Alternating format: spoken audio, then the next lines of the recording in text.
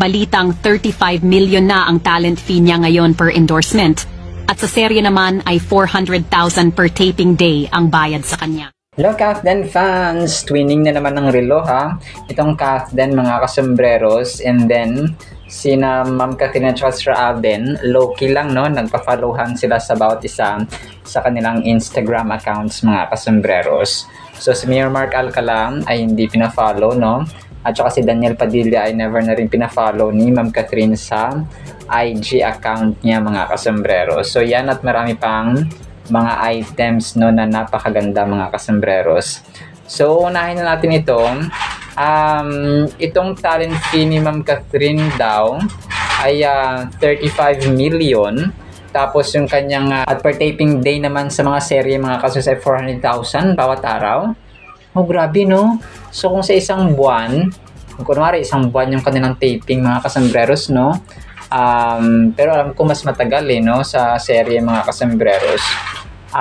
Grabe kung 30 times. So ito mga kasombreros, kailangan ko pa ng further confirmation dito kasi sobrang laki no. Pero hindi naman yun malabo mga kasombreros kasi multimedia superstar siya and sobrang in demand, the most in demand brand endorser ngayon sa babae mga kasombreros na celebrity. So grabe yung kanyang grabe yung kanyang yung presyo ay diamond mga kasombreros. So walang ibang katapat ang bilyonarya kundi ang isang bilyonaryo na si Sir Alden mga kasombreros. So ito ay although yung mga kaperahan, very sensitive na topic talaga ito mga kasombreros. Ito po ay isang post lamang ng isang fan at hindi ng isang legit na source mga kasombreros no. Kagaya ng ABS-CBN or GMA or mga balita or news network mga kasombreros. So posible siya but not really legit mga kasombreros na ganun kalaki ang kasi pag pera parang bihira naman mag-disclose mga kasombreros ang mga networks no kapag ganito mga kasombreros. So pero yun, deserving naman ng Catherine ito mga kasombreros of course no, kasi pinagpaguran niya ito for how many years ng kanyang career sa showbiz at saka syempre yung mga achievements niya at ang kanyang charisma sa tao talaga no, a blessing ng Panginoon mga kasombreros. And then ito, may nagsabi dito na pumunta sa Paris, no? Si Ma'am Catherine at Sir Alden, mga kasombreros. Nag-post dito yung isang siguro solid na Catherine fan ito mga kasombreros na pumunta daw sa Paris. Si Ma'am Catherine at Sir Alden para sa honeymoon. Ay nako po. So first travel together, Catherine pumunta na ibang bansa. Sige, honeymoon sa Paris. Sa Paris pala sila nag-honeymoon. So ito ay fake information na naman ito mga kasombreros. Huwag tayong sasobra no. Kasi pag sumobra tayo, mapapagalitan na naman tayo mga kasombreros na mga overstepping bounds ba. So yung kay Mayor Mark Alcala na pagsabihan ako doon ni Ma'am May V. Maraming salamat. So hindi ko na yun ipagpipilitan mga kasombreros. Ang Chinese businessman daw according dun sa interview niya kay Tito Boy Abunda yata yun mga kasombreros. So yun, ang mahalaga ay Kathden lamang po mga kasombreros no. Parehong single at parehong nag-venture sa kanilang mga explorations at projects sa kasalukuyan no. Parang exploration or individual exploration and discovery era ng Kathden mga kasombreros separately. So yun siya mga kasombreros. And ito, nag-travel sila together. Ay hindi po ito totoo. Mga pictures lamang ito during Hello Love Again na promo mga kasombreros. So pagalitan mo nga rin to kasombrerong Navy. Nag-overstep ng bounds yung mga to. Dapat may may limitation mga Cathdynatics. Kahit na solid na Cathdynatic tayo, kung hindi naman totoo ay hindi natin ito tolerate no. So yun po. And then ito, so yun, ang ganda nito, no? Ako naniniwala ako dito na low-key lang ang Kathden. Kahit na walang ayuda, sabi dito ng isang post, ang Kathden sapat na sa akin ang nakafollow sila sa isa't isa. I know, nag-update sila in private. So I definitely agree Kasi base rin ito sa kanilang mga sinabi during promo ng Hello Love Again, hindi naputol yung kanilang communication, no, after ng Hello Love Goodbye, mga kasombreros. So, yun, and nakafollow. Ako, chinek ko rin ito nung nakafollow si Ma'am Catherine kay Sir Alden. Sir Alden din nakafollow kay Phenomenal Box Office Cinema Queen. So, ito po ay sapat na kumbaga pa na parang low-key lang sila, mga kasembreros, and hindi naman ibig sabihin na hindi sila nagpo-post na magkasama or na mapanagita magkasama. Ang mahalaga ay nandun yung connection pa din, no? Hindi sila kasi malaking bagay yun pag artista, ay malaking bagay yung tawag dito, yung pag-followhan sa bawat isa, mga kasembreros and mga Cathdinatics. And then ito, may nag-post dito, mga kasembreros, na parang nadismaya sila tungkol kay Alden, tapos kay Ma'am Catherine, tapos kay Mami Min, no? Parang sinasabi nila na parang pinasakay lang, parang gano'n, no? Yung kay Mami Min, something like that. Hanggang memories na lang ba sila? Nasabing gano'n dito sa caption. So, para sa akin, hindi memories, kasi Hello Love Goodbye pa lang, close na sina Mami Min at saka si Alden.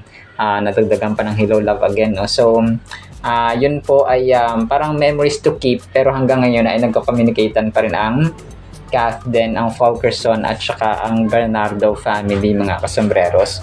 So, keep it low-key lang, no? Ang Cathdin, hindi naman necessary na publicize parati ang kanilang post, mga kasombreros at mga Cathdinatics. And then ito, so ito na nga sige, isisingit ko na ito. Itong relo nasa left arm or left wrist, mga kasombreros, ng Cathdin, no? Itong parang relo siya.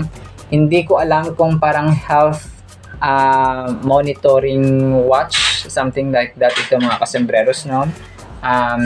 Na kung saan nga ay naspatan ni Mark Prin, no? Ni Mark Prin na naman, mga kasombreros, itong parang relo ng Cathdin. Sa iba yung Whoop, kasi yung Whoop na WHOOP, iba yun siya sa ito, kasi parang plain lang yun na ginagamit din ng Catherine kapag nag-gym siya, for example, or maggagawa siya ng mga cardio exercise.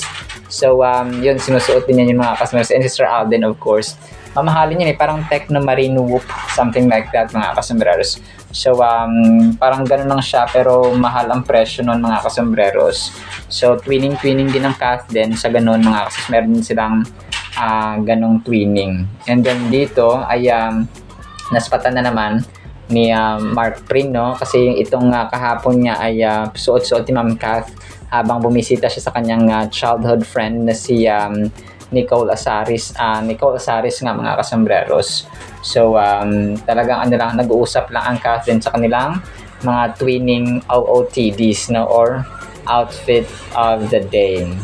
And then ito, so next item natin, mga kasombreros, yung KFC, nag-post din sila noon, yung Catherine admin actually, ay nag-post ng iba pang pictures din sa KFC, photo shoots at endorsement video, behind the scene, mga kasombreros niya, Ma'am Catherine, kasama si Juan Carlos Labajo or JK Labajo, mga kasombreros. So dito nga ay naka-red, no? Si attorney, tapos may KFC, of course, na hawak-hawak si Tisay, mga kasombreros and mga Cathdinatics. So, talagang tuwang-tuwa lang at saka nilalaro ni Ma'am Catherine yung camera, mga kasombreros. And then ito, nirepost na ito ni Ma'am Naibara, no? Itong sobrang ganda ni Ma'am Catherine na naka-blue si Ma'am Catherine, tapos naka-side view siya, no? Umaanggulo at saka umaanggulo yung camera kay Ma'am Catherine na sobrang ganda niya. So, pero ito po ay part pa ng Hollywood nila na promo ng Hello Love Again doon sa Carson City, no? Sa Amerika, mga kasombreros. So, hindi Carson, sa COVID Theater sa Los Angeles, California, ito, mga kasombreros. So, iba yung suot nila, naka-brown si sa Carson City, no? Si Ma'am Catherine at Sir Alden doon sa Carson City. Ito po ay sa COVID Theater during promotion nila ng kanilang Hello Love Again na pelikula nga mga kasombrero. Sobrang ganda ni parang manika, no? Parang walang kapor-por mga kasembreros. Wala siyang dito.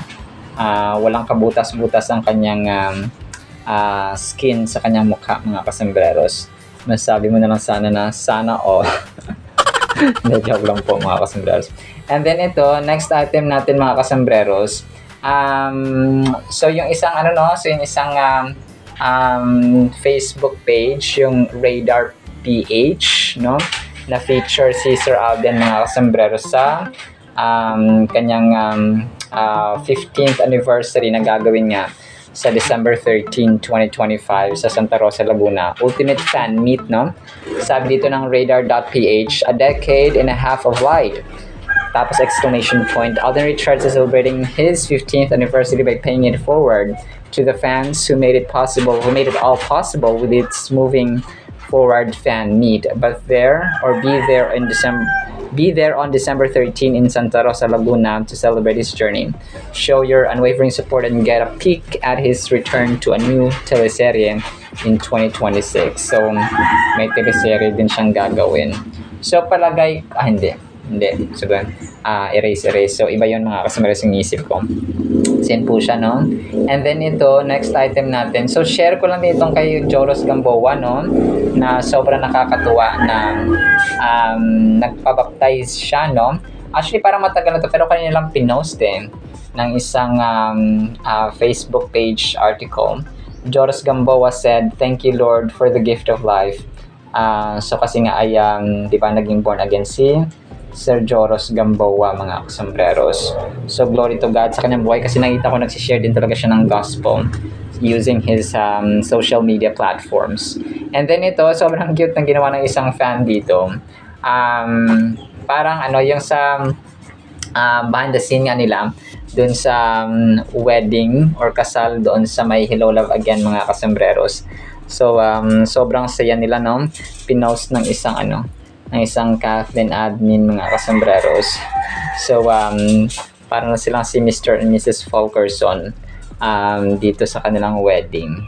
Kanina lang to pinost ng isang admin na sobrang natutuwa din po mga kasambreros at soul na Kathleen. So sabi dito ay may this kind of joy find us na sabi niya, parang kasi grabe yung tawa at saka saya ng Kathleen dito mga kasambreros sa kanilang wedding or kasal nga dito sa tabi ng ilog mga kasambreros. So sabi niya ito ay sana gantong uri ng joy, no? Gantong uri ng saya, ligaya, galak ng mga kasambreros sa tuwa na mahanap natin, no? Parang ganun ang gusto niyang sabihin dito mga kasambreros. Alright, so yan mga kasi sa ating Kathleen items, no? Sana po ipangyan natin ang Word of God. Today is November 22, 2025, Saturday na po. I hope you're enjoying your weekend so far. Bukas Sunday na po mga kasombrero. Sana po ipangin po natin ang Word of God and blessed Saturday evening po sa bawat isa. Para po sa ating Word of God, sobrang cute nito mga kasombrero. Sana po ay patapusin natin. Ang title po ay Ang Aking Tasa or Cup. Psalm 16 verse 5. O Lord, you are the portion of my inheritance and my cup. Ito pala yung tasa mga kasombrero.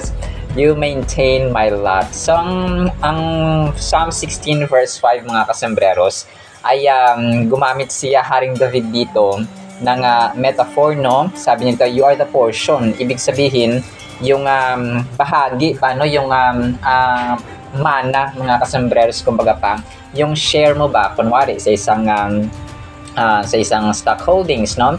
Or sa business, sa franchise, meron kang share doon mga kasembreros.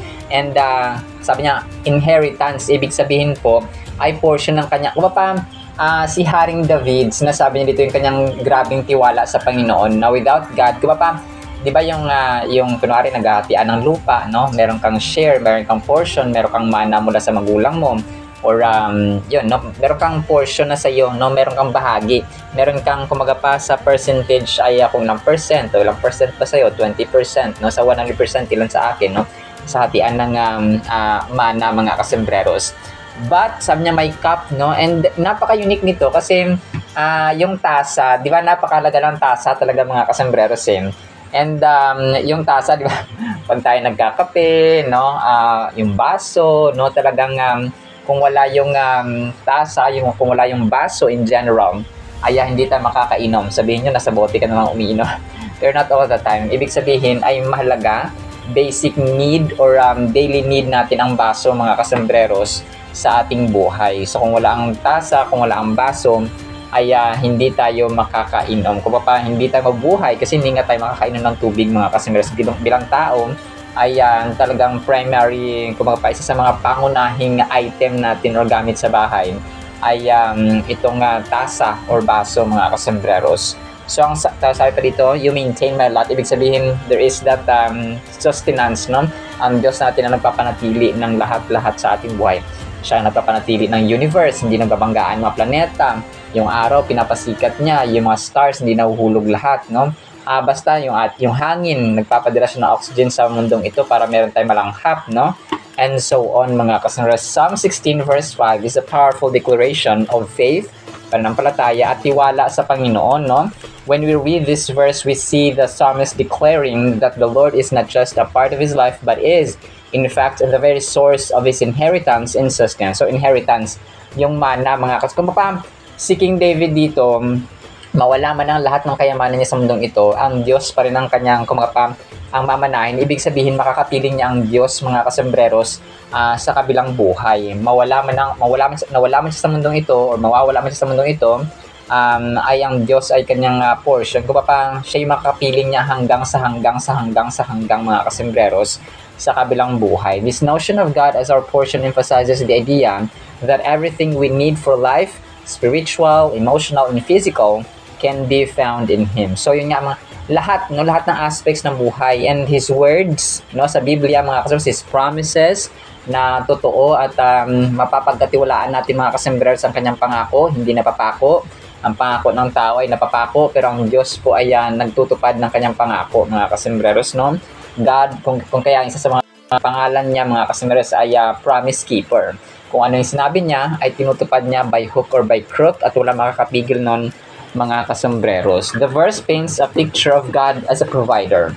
So, provider siya, mga kasembreros. Dito sa probinsya, talagang kailangan mong maging ma-idea, no? Matanim, parating tanim, mga kasas, kahit anong tanim. And nagpapasalamat ako sa nanay dito ay talagang paratanim sila. May pepino, may tanglad, may sitaw, may gabi, may patola. So, parang bahay kubo na siya, mga kasembreros, sobra pa.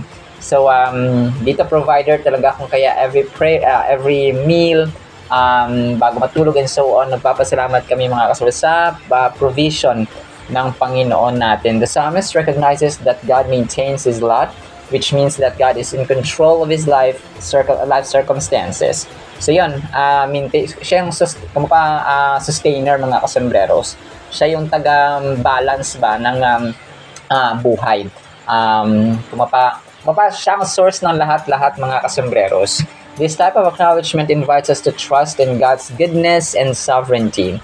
When we see God as our portion, it brings a sense of peace and assurance, knowing that we are taken care of, no matter what trials may come our way. So, ganun, mga kasembreros.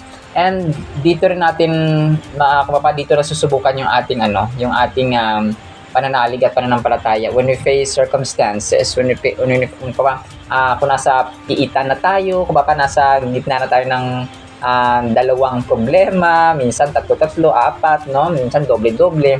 So, kapag napipiit na tayo, mga kasembreros, doon sa problema, doon din na pipiga yung ating pananampalataya. But, if we stand firm until the end, mga kasembreros, and magiging victorious tayo sa pangalan ng ating Panginoong Hesus, ay bibigyan niya pa tayo ng gantimpala, no? After we overcome yung circumstances at sa pananampalataya natin sa kanya, mga kasembreros. By stating that the Lord is his portion, David expresses his complete dependence on God. Claiming God as his inheritance suggests that all earthly rewards fade in comparison to what God offers. So yan, lahat ng material things nag-fade away. Kung ikukumpara mo yung portion, yung inheritance, yung mamanahin natin sa langit, mga kasembreros, na si Lord, yung kanyang kaharian, yung kanyang peace, yung eternal na din, wala nang katapusan doon mga kasombrero. So kung kumpara mo siya sa mga material things na meron dito sa mundong ito, ng lahat ang ibang tao talaga nagpapatayan, talagang magkapatid naghihidwaan dahil lang sa ganito ganyan, ay sa langit po walang kapantay. Imagine niyo yung ang aapakan doon natin sa langit ay ginto, di ba? So dito sa mundong ito, lupa, semento, tiles for example, marble for example, pero doon hindi. Eternal yun.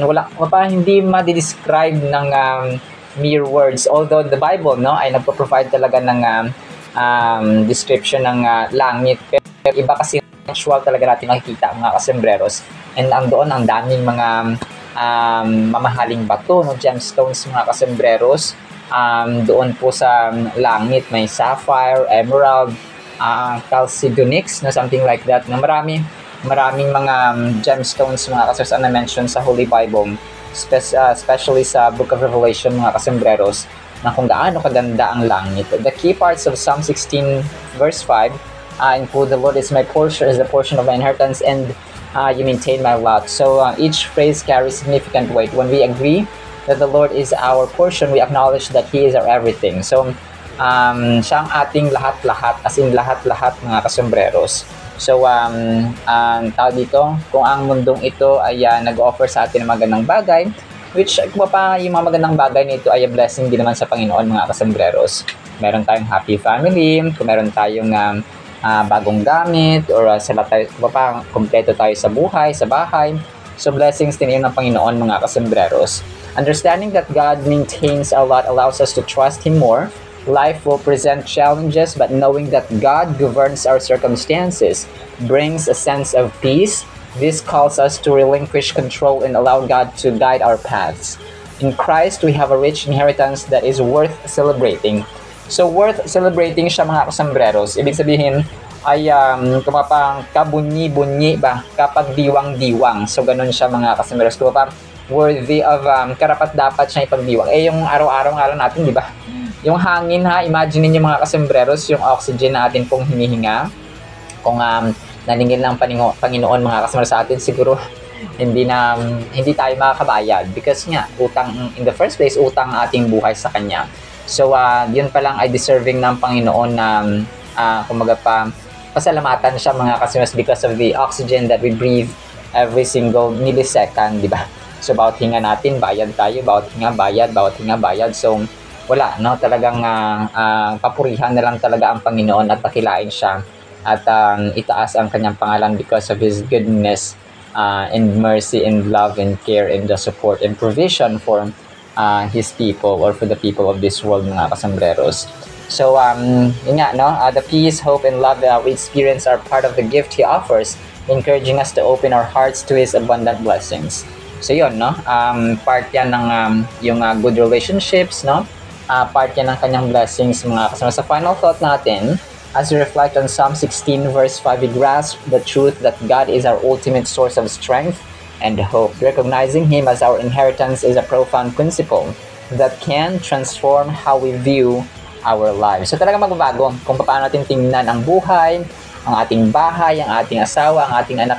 And ito kasi nakaka-amaze yung mga kasembreros kapag nabago ng Panginoon ng ating pananaw sa buhay because naging Christian or naging convert tayo, for example, tapos nagbasa tayo ng Biblia for months, for example, or for years.